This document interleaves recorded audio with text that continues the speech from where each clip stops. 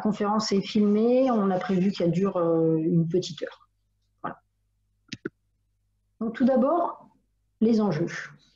Les enjeux généraux de la pratique handfit, c'est de faire valoir le handball et de faire reconnaître le handball comme facteur de santé publique et donc comme acteur de santé publique. Et de là, les enjeux des clubs, c'est de s'ouvrir, donc s'ouvrir à un nouveau public, de créer des opportunités, de créer le besoin, de promouvoir la pratique pour créer le besoin et de répondre à la demande. Tout d'abord une demande sociétale, hein, on entend partout le sport santé, mais une demande aussi des personnes qui sont dans le club, une demande des bénévoles, une demande des parents, une demande aussi de certaines sections comme les loisirs. Il y a un enjeu aussi au niveau de l'image, c'est-à-dire que le club n'est plus club compétition, n'est plus seulement élitiste, et c'est intéressant de développer cette image sport santé, développer pour la collectivité l'image d'un club qui se soucie de la santé de ses habitants, de la santé de ses pratiquants. Un autre enjeu, c'est le lieu de pratique et le moment de pratique. Le lieu de pratique, parce que le handfit a été fait pour se déplacer. On n'est pas obligé de prendre le 40-20, on n'est pas obligé de prendre tout le 40-20. On peut aussi aller, comme vous voyez sur les photos, hein, en extérieur. On peut aller dans des salles d'entreprise. En bas à droite, vous avez la photo où on était à la Maïf. En haut à gauche, c'est une salle d'exposition. Donc c'était pendant une foire, c'était la foire de Nice. En bas à gauche, c'était une séance avec des retraités. Bon, bah là, c'était dans un gymnase, mais c'était sur un temps du matin. Donc c'était à 10 h du matin, là où d'habitude, on n'a pas de séance handball. Bon, après, il peut y avoir des problèmes pour avoir les gymnases le matin, mais les associations ont eux-mêmes leur propre salle. Un enjeu financier, bien sûr, et de partenariat. Je vous ai mis en bas quelques logos de partenaires qui nous accompagnent, Ligue, mais aussi club, dans cette pratique-là. Donc, tout d'abord, l'Agence nationale du sport, c'est très important. Vous pouvez faire une demande de subvention, on appelle ça l'ANS, la subvention ANS, dans le volet santé. Vous pouvez faire une demande de subvention autour de la pratique handfit. L'an dernier, on a les clubs de Salon et les clubs de Montsartou qui ont eu une bonne subvention sur cette thématique-là. La région Sud accompagne les projets. Il faut être un petit peu à l'affût des différents appels à projets. Le Comité national olympique, donc pour vous, ça peut être aussi le départemental ou le régional. Lucas nous parlera un petit peu de l'appel à projet du Comité national olympique. La Maïf est une entreprise qui se soucie tant du sport santé que du handicap que du développement durable. Donc, elle est partenaire de la Ligue PACA de handball. Et comme là, vous voyez sur la photo du bas, avec Sarah, on y va pour faire des séances pour leurs salariés. Et en contrepartie, ils nous mettent en réseau avec leurs autres partenaires. C'est un partenariat très peu financier pour la Maïf, mais on rentre dans leur réseau et ils nous ont mis en relation avec, par exemple, un partenaire qui intervient sur le développement durable, partenaire qu'on n'avait pas au départ. Et après, on a la caisse d'épargne où là, par contre, c'est un partenariat financier. Alors oui, on met en place des projets, on va aller dans l'entreprise, mais c'est en contrepartie financière. Voici pour les enjeux. Maintenant, voyons le concept. Bon, vous connaissez pratiquement tous le concept, mais on va quand même refaire un point. Donc, on dit qu'il est moderne et accessible parce que c'est un format 45 minutes. On peut faire une séance en 45 minutes. On peut la faire en 1h30 aussi, hein, mais on peut la faire en 45 minutes. On peut utiliser très peu de matériel, comme on peut utiliser beaucoup de matériel et du matériel ludique et coloré. C'est une pratique qui est accessible parce que, comme je vous l'ai dit, on peut l'exporter sur différents sites. On dit qu'elle est innovante parce que c'est une entrée rapide dans la séance. Et, les phases sont codifiées, diversifiées et en même temps complémentaires. Et surtout, c'est une alternative à la pratique traditionnelle de sport collectif. Il n'existait pas de pratique sport collectif qui puisse se faire en maison de retraite, par exemple. Sécurisés et accompagnés, les cadres doivent être formés et le club s'engage aussi dans une démarche sport-santé. En formation, on déconseille d'ailleurs les activités de masse. On déconseille pour un animateur, on déconseille plus de 16 personnes. Et c'est déjà beaucoup, 16 personnes pour un seul animateur. Ensuite, son organisation, donc, elle se déroule en 5 phases. Je ne vais pas détailler les phases parce que c'est ce qu'on voit lors des formations et puis ça prendrait beaucoup trop de temps. Mais par contre, justement, les objectifs de ces phases permettent d'avoir une séance équilibrée, même pour un animateur débutant, une séance progressive. Et c'est grâce aussi à ces 5 phases, et Lucas et Sarah pourront nous en parler, donc c'est grâce à ces 5 phases qu'on peut s'adapter aussi bien à différents publics. On peut garder les phases, les objectifs, entre guillemets, l'idéologie de chaque phase et l'exporter ensuite sur un public qui est en fauteuil, pourquoi pas. Voilà. Et toutes ces spécificités-là, on a fait en sorte, lorsqu'on a travaillé la pratique pour la créer, on a fait en sorte qu'elle réponde aux préconisations de l'OMS et du plan national de prévention des APS, d'où l'importance de la formation, d'où l'importance d'avoir une personne formée pour animer ces séances. Sinon, tout le monde pourrait faire ce qu'on appelle le handball fitness, hein, mais ce n'est pas du handball fitness, c'est du handfit.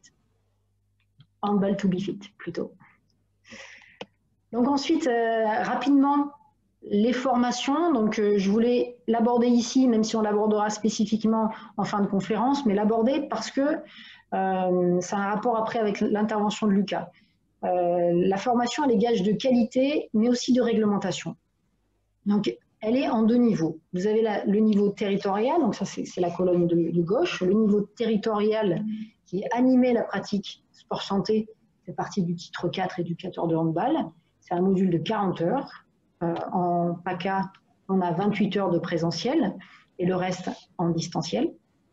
Et le niveau 2, c'est la formation nationale qui va sortir en 2021, qui était mise un petit peu en pause et là qui ressort en 2021, qui est le coach en fit sport santé, où là les prérequis, c'est avoir le module assurer l'intégrité et la sécurité des pratiquants sur et en dehors du terrain, plus animer la pratique HandFit. Donc avec ces prérequis-là, on peut s'inscrire au coach HandFit sport santé. C'est un module de 35 heures, dont 21 heures en présentiel à la maison du handball. Ça, c'est tout frais, tout neuf. Ensuite, on va s'attarder un petit peu sur le tableau tout coloré pour vous expliquer en fonction des diplômes ce qu'on peut faire et en fonction des publics ce qu'on doit avoir comme diplôme. Alors, prévention primaire, j'ai une personne, un pratiquant qui a un certificat médical de non-contre-indication à la pratique. Il fait du handfit pour se préserver, pour entretenir sa santé. L'animateur, lui, doit attester au minima du module animer la pratique handfit sport santé. En prévention secondaire, donc dans ce cas-là, idem, certificat médical de contre-indication à la pratique, sauf que ce pratiquant-là, il a aussi des recommandations médicales. Son médecin, il a fait des recommandations médicales. Dans ce cas-là, il vient pour améliorer sa santé. L'animateur, il doit avoir au minima animé la pratique en fit sport santé, plus il se doit de travailler en collaboration avec le milieu médical, avec le monde médical qui tourne autour de cette personne-là. Alors, soit directement avec ce milieu médical, mais c'est très rare, soit avec le pratiquant qui, lui, fait le lien avec les recommandations de son médecin, de son kiné. Et ensuite, la prévention tertiaire, où là, c'est une pratique sous prescription médicale. La personne vient pour restaurer sa santé. Et là, à minima, l'animateur doit attester d'un coach HandFit sport santé. Quoi qu'il en soit, et comme toute autre pratique sportive, si c'est un enseignement contre rémunération, l'animateur doit avoir une carte professionnelle, il doit avoir un diplôme d'État, donc BE, BP, DE, titre 4, titre 5, minimum licence TAPS. Maintenant, si la personne est bénévole pour le club, dans ce cas-là, elle peut avoir simplement le module animer la pratique HandFit sport santé, il n'y a pas de souci, elle peut même aller sur de la prévention secondaire, tout en travaillant en collaboration avec le milieu médical. Ça, c'est impératif. Voilà un petit peu pour cette première partie. Je vais arrêter le partage. Voilà. Est-ce qu'il y a des questions par rapport à cette première partie? Sarah, tu avais noté des questions dans le chat ou non? Je n'en vois pas. Non. Ok. Bon, bah, tout va bien alors. Tout est très clair. Donc, je vais repartager le diaporama. N'hésitez pas à chatter pour me poser des questions. Je vais masquer les commandes flottantes et je vais donc laisser la parole à Lucas qui va nous présenter son expérience dans les étapes du développement du projet Sport Santé. Et voilà, il va essayer de répondre à la question comment passer d'un public club à un public extérieur et établir des partenariats privés. Lucas. Bonsoir à tout le monde. Donc, c'est un partage d'expérience qui est fait sur le club par rapport au club de Plan-de-Cuc. À la base, on a lancé l'activité Amphit sur le public, comme on dit de manière classique, 7-77 ans. Et très rapidement, en fait, on a identifié que le mélange des âges n'était pas forcément bien perçu, bien adapté en fonction des profils. Nos seniors nous ont fait remonter le fait que eux, ils n'étaient pas forcément à l'aise avec les petits jeunes et les petites jeunes à côté d'eux pendant les séances, et à juste titre. Et du coup, on a fait le parti pris assez rapidement de proposer le handfit avec un créneau spécifique pour les plus de 60 ans. Donc, on a tout de suite pu identifier, alors c'est l'entourage du club, c'est des bénévoles, c'est des parents, des grands-parents de joueurs et joueuses de chez nous. Et très rapidement, on a vu que ils étaient beaucoup plus nombreux et beaucoup plus motivés pour venir sur les séances. Et donc, on est parti en formation fédérale, bien entendu, pour avoir le bagage pour mettre en place les activités. Et en fait, ça a été le socle de départ du développement de notre filière, parce qu'à la base, on n'avait pas prévu de faire une filière qui en est aujourd'hui à un autre stade. Ça, je vais vous l'expliquer. Donc, le constat de départ, ça a été celui-là. On a mis en place le plus de 60 ans, qui fonctionne très bien. Et au détour d'une discussion avec d'autres licenciés, on a une maman qui nous a dit sur le ton de la plaisanterie, mais moi, je suis médecin dans une maison de retraite. Est-ce que vous seriez capable de proposer quelque chose en maison de retraite? Et au final, c'est un peu devenu obsessionnel, même un défi. Et donc, du coup, on s'est renseigné sur comment est-ce qu'on pouvait essayer de développer le créneau. Et on a déjà fait l'état des lieux sur ce qu'on était capable de faire en interne. Et en fait, on s'est retrouvé bloqué en termes de créneaux de disponibilité de gymnase. On est dans une commune où on utilise des gymnases scolaires, que ça soit sur du primaire ou sur du collège. Et du coup, on est bloqué sur les disponibilités. Donc, ça nous a conforté dans l'envie de continuer à développer le handfit, mais à l'extérieur de nos murs. Donc, on est parti en formation au CREPS, puisque intervenir dans les maisons de retraite demande des compétences et demande un savoir-faire un petit peu différent de ce qu'on a l'habitude de faire chez nous en club. Et je suis parti me former au CREPS PACA sur le certificat complémentaire d'aide au maintien de l'autonomie de la personne. Donc, c'est un certificat complémentaire d'un BPGEPS qui nous a permis, en fait, pendant la période de stage, j'ai effectué mon stage dans l'établissement, donc dans la maison de retraite qui nous avait gentiment mis au défi de proposer quelque chose.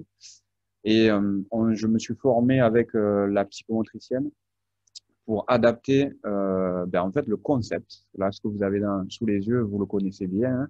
On l'a remis un petit peu nous avec nos codes couleurs et nos préférences pour pouvoir communiquer de manière efficace avec les établissements. Et on a créé en fait une séance de handfit pour public assis.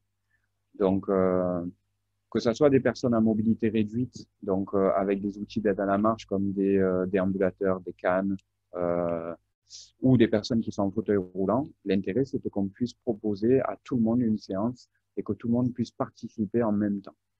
Donc, ça a été le début en fait de l'ouverture vers l'extérieur, puisque Pareil, tout le développement de notre filière, il s'est fait par le réseau interne du club, hein, sur des parents, sur les corps de métier qui nous entourent dans nos effectifs. Et on a la clinique Saint-Martin, donc qui est une clinique de réhabilitation pour des personnes accidentées, qui nous a sollicité pour proposer des cours de sport pour le personnel. Donc pas pour les patients, mais pour le personnel soignant, le personnel administratif, etc. Et on est reparti sur une formule ANFIT pour travailler avec la clinique et proposer au départ 2 heures par semaine des interventions, puis on est rapidement passé à 4 heures par semaine chez eux. Et ça fait maintenant depuis 2018 que ça dure, ça marche et ça fonctionne très très bien. Et on intègre de nouvelles personnes régulièrement avec des kinés, des docteurs, des secrétaires, des comptables, des brancardiers. Voilà, c'est financé par la clinique et c'est ouvert à tout son personnel. Donc, ça a été un axe de développement très intéressant parce que ça nous a permis, comme disait Laetitia tout à l'heure, d'adapter les contenus en fonction des demandes. Et les phases du Handfit, elles permettent concrètement et elles vous permettent à tous de moduler votre offre et de moduler votre pratique pour l'adapter aux besoins de chaque établissement qui va vous solliciter. Donc, ne soyez pas, je vous encourage à ne pas être des élèves trop sérieux et à jouer justement sur mettre en valeur ce qui intéresse le plus. Moi, pour donner un exemple, sur la clinique, j'avais beaucoup de femmes qui souhaitaient être le plus en forme possible, donc qui privilégiaient le renforcement musculaire plus que le cardio au départ. Donc, au début, j'ai adapté la pratique en passant plus de temps sur le balance.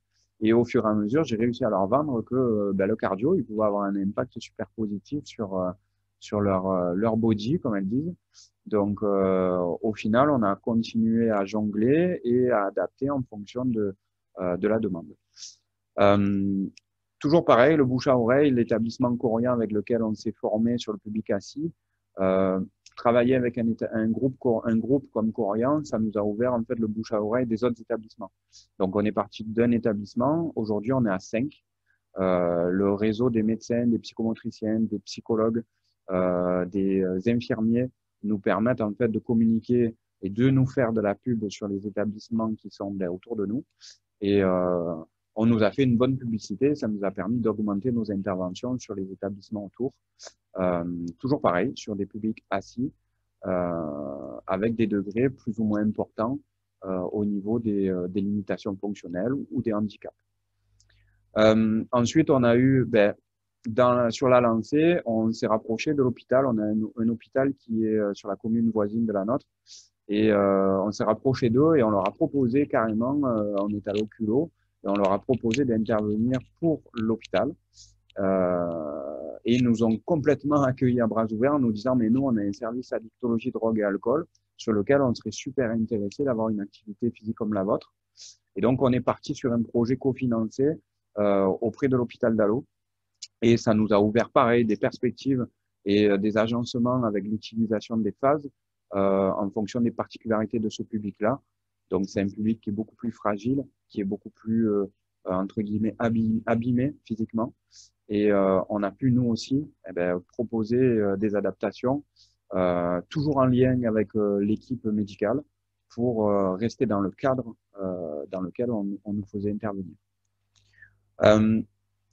On a été sollicité ensuite, en 2019, par une association qui s'appelle ABCD Saint-Joseph, qui prend en charge les personnes qui sortent d'hospitalisation au niveau de l'hôpital Saint-Jo. Et en fait, on nous a sollicité pour savoir si on serait capable d'intervenir sur un public à domicile.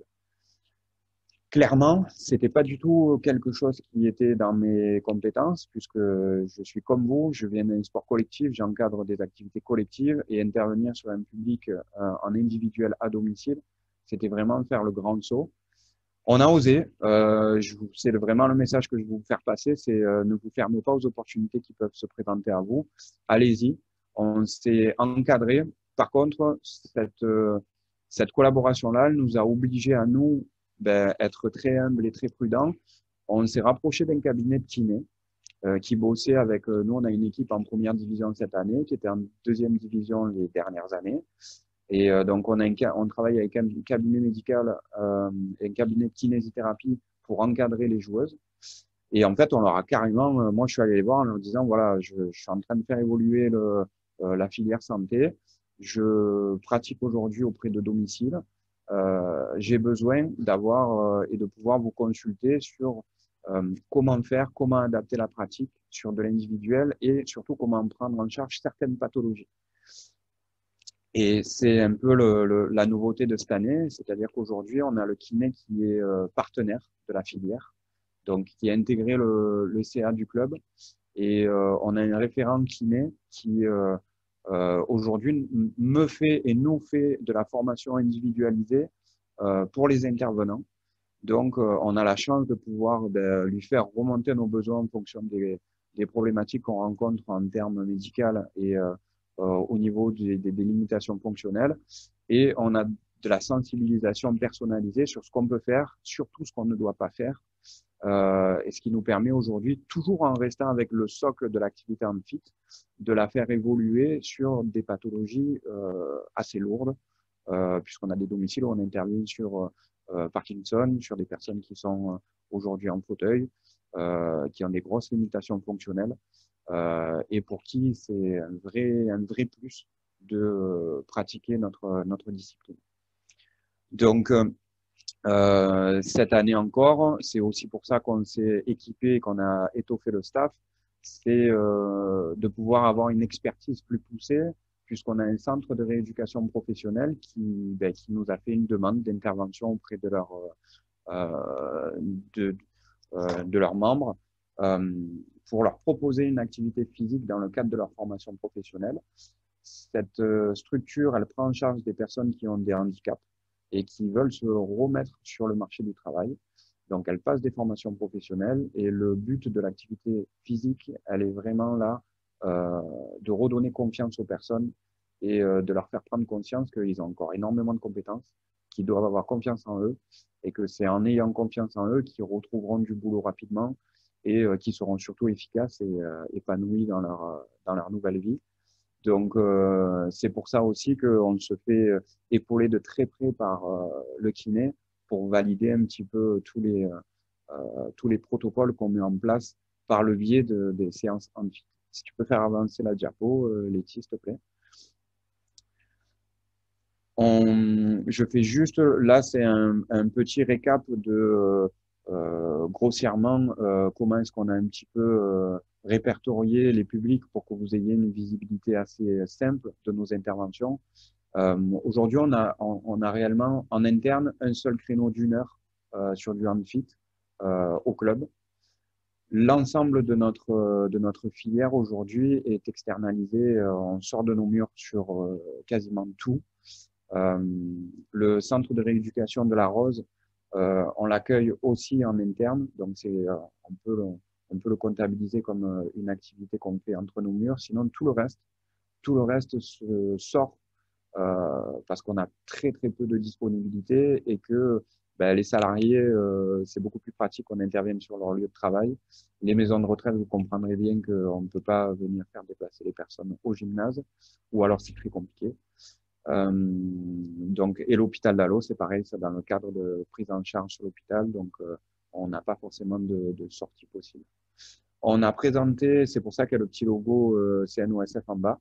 On a répondu à un appel à projet du Comité national olympique sur lequel on a présenté ce que je viens de vous expliquer, l'ensemble de notre projet, de notre filière, et on a le bonheur d'être retenu parmi les 3 projets récompensés au niveau national sur le développement du sport santé.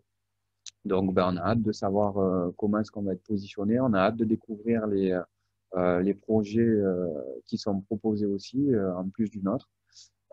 Et puis, on a hâte aussi de vous communiquer aussi le résultat de tout ça, parce que c'est une grande fierté. Laetitia est ma formatrice en fit au tout départ, et on a beaucoup échangé avec Sarah et Laetitia sur des idées de développement. Moi, je suis allé voir Sarah à Cannes quand elle était salariée pour prendre des idées. Et pour le coup, je crois que cette récompense-là nous récompense un peu à tous parce qu'on ne s'est pas trompé de sujet euh, sur le vrai potentiel du développement du sport santé.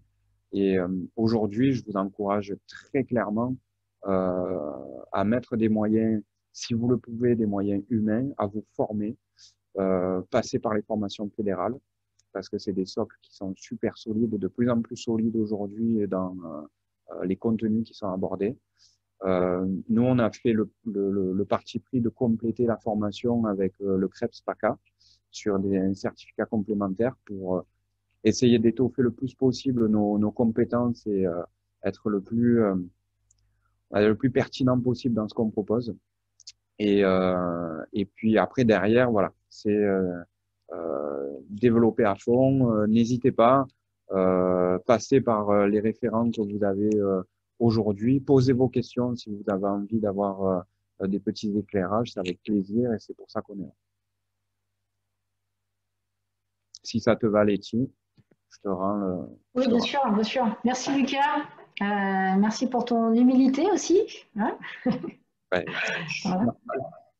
Alors, on a une petite question de Cédric. Combien de personnes à Plan de Cul travaillent sur le projet du club?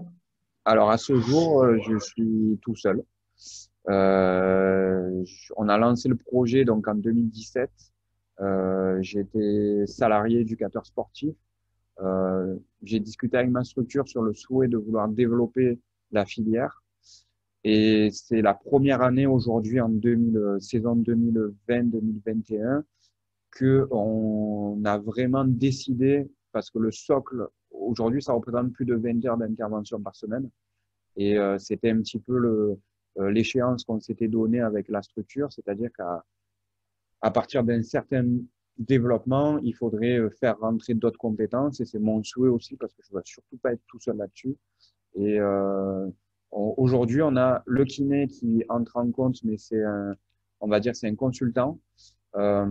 Et on va faire appel on va sous-traiter avec des APA, enfin avec un APA. Aujourd'hui, on devrait passer, on va dire, en comptant le kiné, on est trois.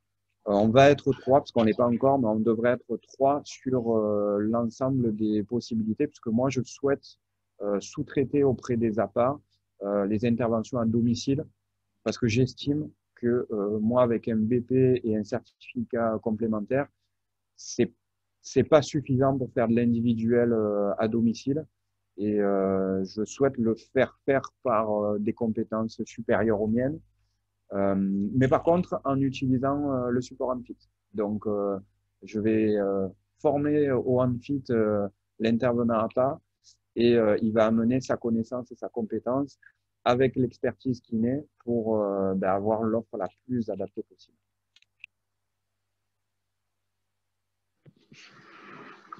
Ok. Vous avez d'autres questions à poser à Lucas? Profitez-en. Philippe est encore avec nous. Philippe, Julie, vous n'avez pas de questions particulières à poser à Lucas? Je sais que vous faites partie des clubs qui ont un petit peu le profil de développement. Non? Bon, ok, très bien. Parfait. Je suis enseignante à pas. Oui, Julie. Et c'est génial. Tout à fait. Vraiment génial parce que c'est un complément qui est super. Et aujourd'hui, je suis convaincu que dans les perspectives d'évolution d'une filière sport santé, avec le Unfit en tant que support, suivant les axes de développement que vous choisissez, c'est un véritable atout qu'aujourd'hui, moi, je n'ai pas au sein de ma structure. J'ai pas cette formation-là. Voilà. Et elle a aussi pour ambition, après, de développer la pratique sur le plan individuel. Enfin, sur un accompagnement individuel. Pour moi, c'est très bien. Après, attention au développement de l'individuel. C'est un peu moi ce pourquoi aujourd'hui je me mets en retrait par rapport au domicile. C'est que pour un salarié d'une structure, dégager 1 heure d'intervention pour une personne à un tarif horaire, parce que malheureusement c'est ce qu'il faut prendre en compte aussi, il faut voir si vous arrivez à trouver un équilibre intéressant. La force de notre activité de groupe, elle est répartir les frais différemment. Donc, ça a des gros avantages et des inconvénients aussi. L'individuel, c'est pour ça que je reviens un petit peu dessus et que je vais essayer de faire appel à d'autres compétences pour s'en occuper. Ok, merci Lucas. On va passer à l'intervention de Sarah. On va passer le flambeau à Sarah. Je vais vous repartager mon écran. Voilà, donc je vais enlever les commandes flottantes. Voilà, Sarah qui va se présenter et puis qui va essayer de répondre à la question comment animer sa section Handfit pour la développer. Sarah.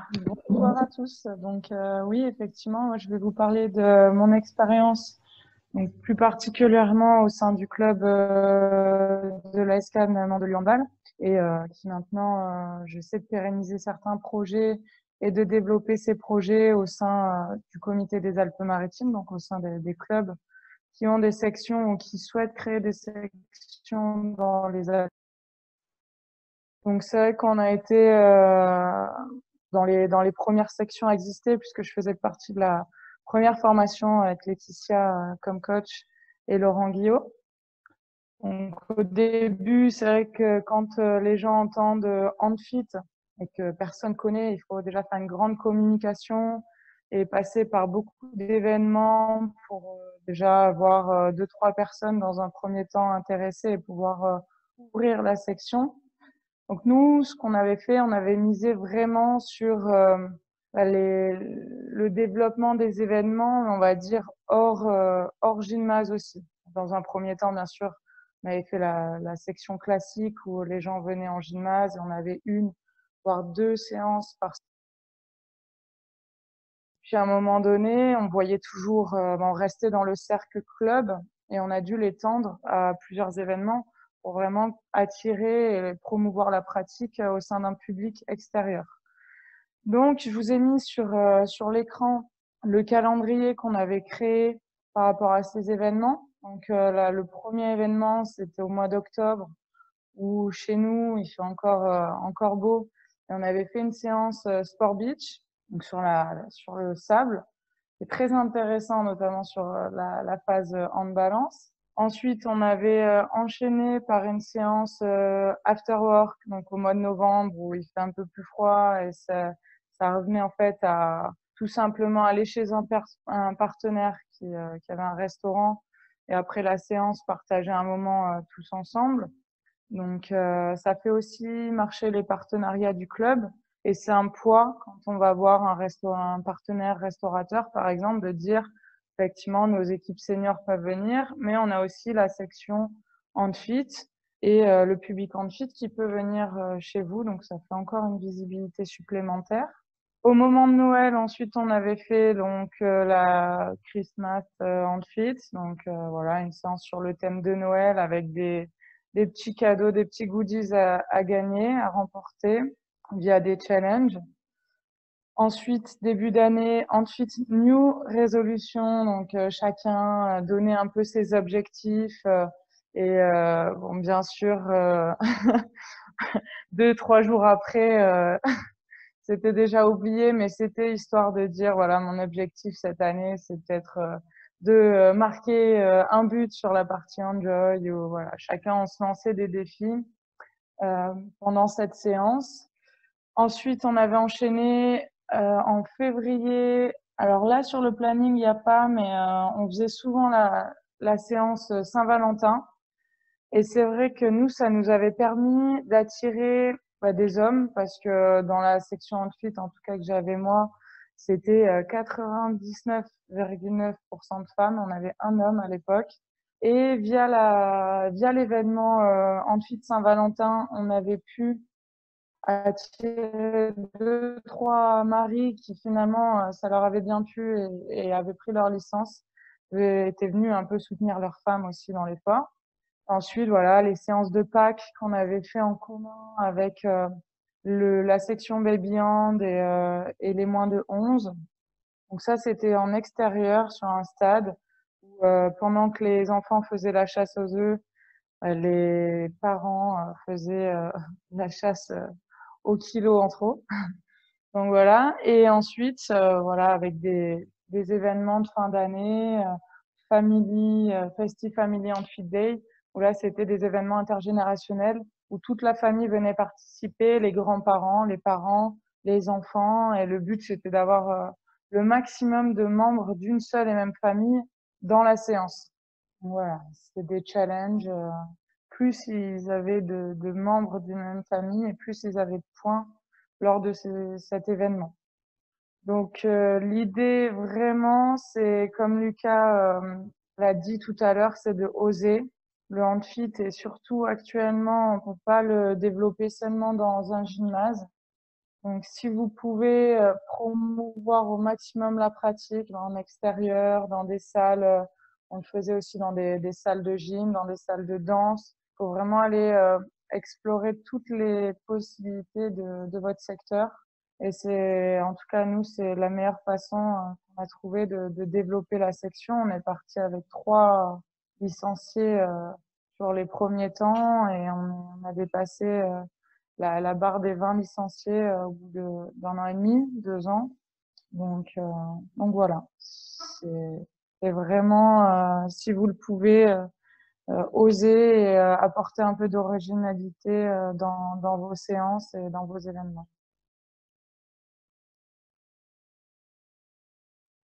Je ne sais pas s'il y a des questions. J'ai pas vu. Non, il n'y a pas de questions sur le chat. Et le dernier point que j'ai pas trop abordé, j'en ai parlé par rapport au restaurant, mais c'est vrai que les partenariats, donc les partenariats au niveau privé, sponsoring, etc., ça peut vraiment peser d'avoir une section handfit et d'aller voir un partenaire spécialisé qui est sensible justement au sport santé ou qui voudrait lui dans son entreprise bénéficier des séances handfit. Ça peut être des très bons échanges mis en place avec les sponsors. Comme le disait tout à l'heure Laetitia avec la Maïf, par exemple. C'est quelque chose qu'on fait d'aller donner des séances pour le personnel de la Maïf.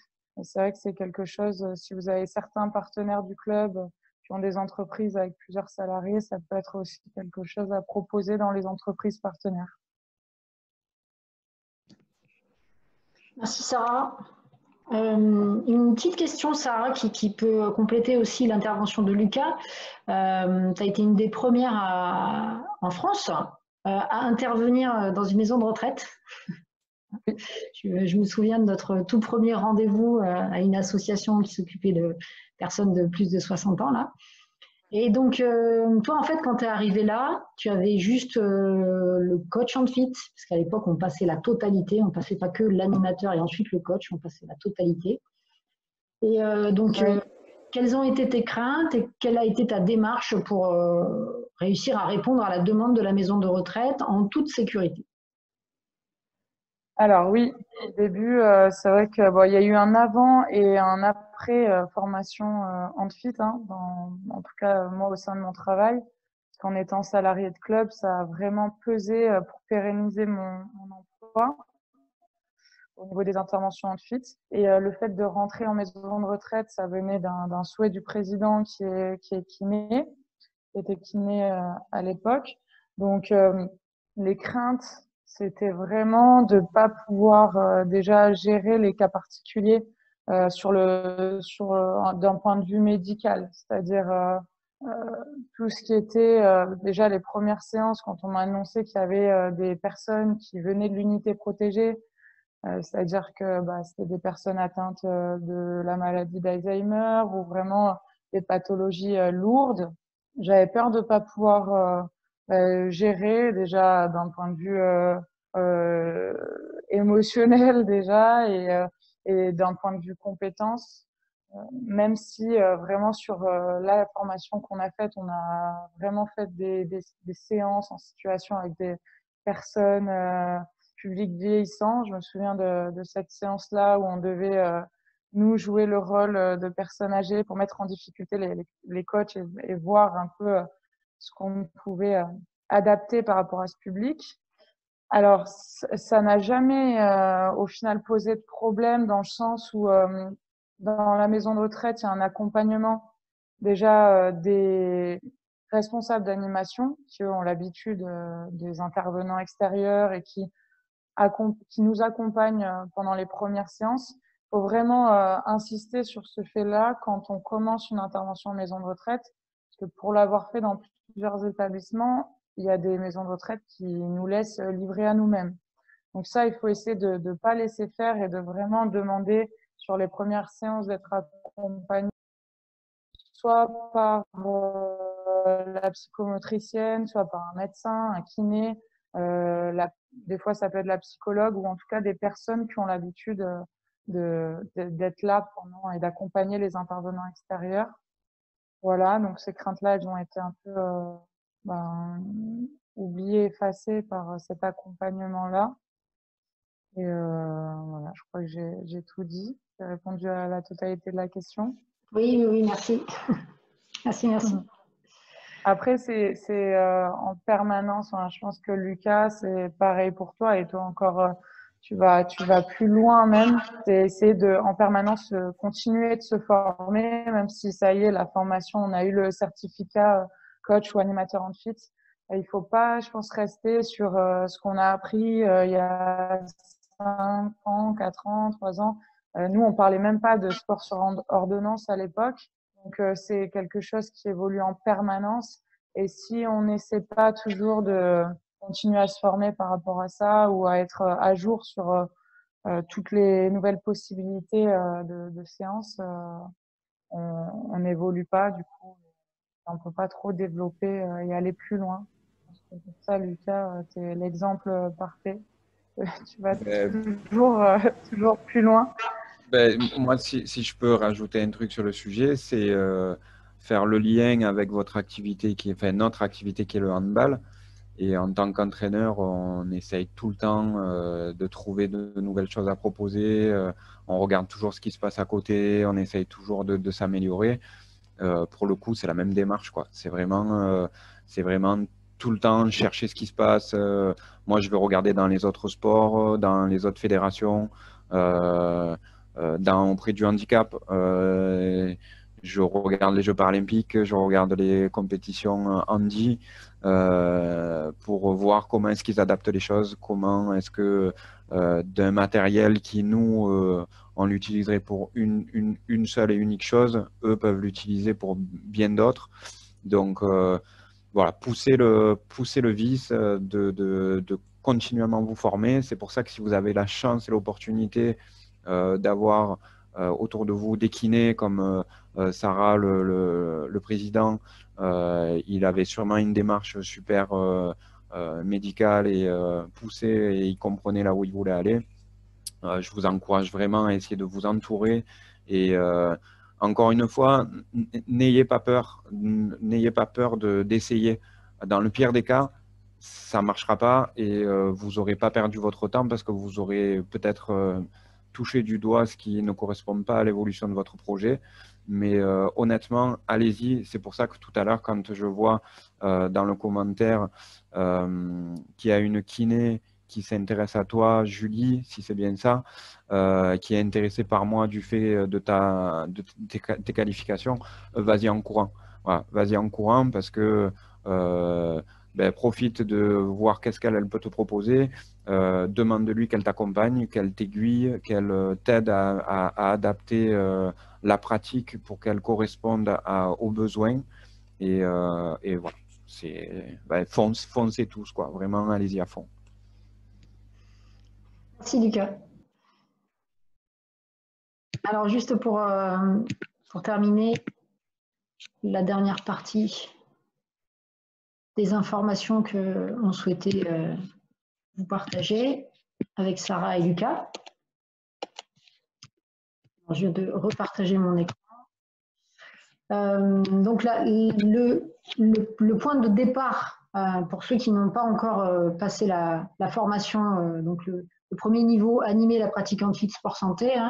Les objectifs sont les mêmes au national, c'est d'être capable de créer des séances adaptées au public et au concept, d'animer la pratique en toute sécurité, quel que soit le public et le lieu, d'accompagner les pratiquants dans une démarche de pratique sport-santé. Il ne s'agit pas de leur faire des abdos ou des pompes ou des squats, pas du tout. C'est vraiment une pratique sport-santé-bien-être et les phases sont conçues de cette manière-là. Et la philosophie qu'on essaye de faire passer les formateurs aux stagiaires, c'est bien la bienveillance, l'écoute et pas du tout l'activité de masse. Rédiger et mettre en place un projet sport-santé au regard des directives et orientations. Ça aussi, ça permet d'être garant d'une qualité de projet. C'est quelque chose qu'on travaille lors de la formation. Et enfin, d'évaluer son animation et les pratiquants. La formation cette année, pour ceux qui ont besoin de ces informations, donc elle débute le week-end du 25-26 octobre à Mandelieu. Donc ça, c'est pour la région PACA. Nous aurons ensuite une classe virtuelle au mois de novembre sur le projet. Ensuite, on se retrouvera le 31 janvier toute la journée en présentiel, on espère. Et puis le 18 avril. Tout au long de cette formation, vous le voyez, il y a aussi un travail à distance en autonomie sur un parcours de formation via une plateforme qui s'appelle Campus du Handballeur, pour ceux qui ne connaissent pas, donc pour une durée de 11 heures. Et bien sûr, dans le club ou dans une structure ou dans un établissement, la mise en place de séances pour expérimenter, pour vivre la pratique. Donc on a un temps de présentiel qui est de 28 heures, une classe virtuelle d'1 heure avec la formatrice, hein, et puis une formation à distance de 11 heures. Voilà un petit peu l'organisation de la formation Animer la pratique sport santé. Je vais enlever le partage de mon écran. Voilà. Voilà un petit peu pour la présentation de ce soir. Est-ce que vous avez des questions? Toujours, vous avez la possibilité de soit de prendre la parole, soit de poser vos questions sur le chat. Il n'y a pas de souci, profitez-en. On est là pour vous ce soir.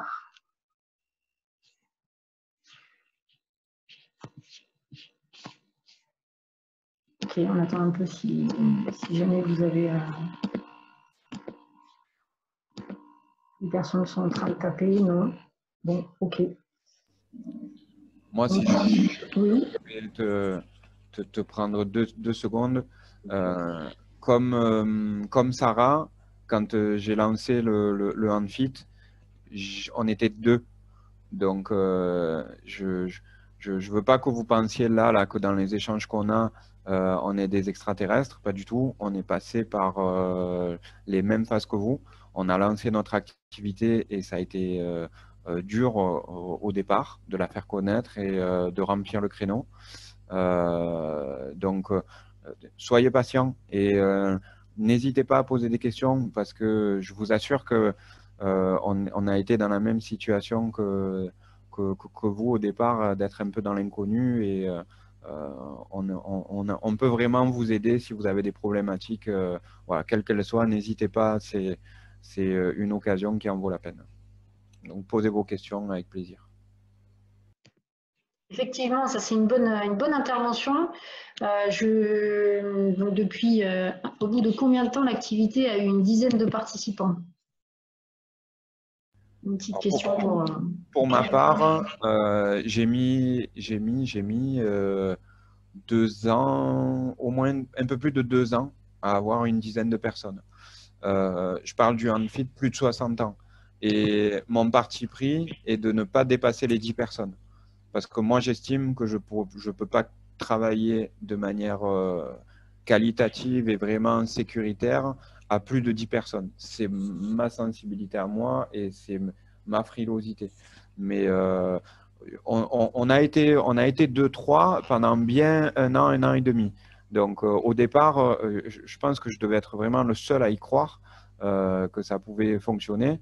Mais ça a mis du temps à ce que le bouche à oreille fonctionne et on n'a pas mis en place tout ce que Sarah a présenté tout à l'heure en termes de communication parce que comme on n'avait pas un vivier important, on n'a sûrement pas eu la prétention au départ d'aller faire des démonstrations, que ce soit chez nos partenaires ou sur la plage. Voilà, on n'a pas du tout axé le développement de cette manière-là. Oui, c'était une bonne intervention et une bonne question, parce qu'effectivement, avec maintenant 6 ans de recul depuis le début de la formation, je connais très peu de clubs qui ont dépassé les 6 personnes. Il y en a quelques-uns, mais très peu de clubs qui ont dépassé les 6 personnes la première année. Et il faut qu'on se mette à la place des gens. Ils ne peuvent pas s'imaginer que dans un club de handball, on peut proposer ce type de pratique. Donc voilà, il faut la stabiliser, il faut réussir, il faut être bon, il faut en faire parler, il faut être animateur, il faut y croire. Et effectivement, c'était une bonne question. N'hésitez pas si vous en avez d'autres.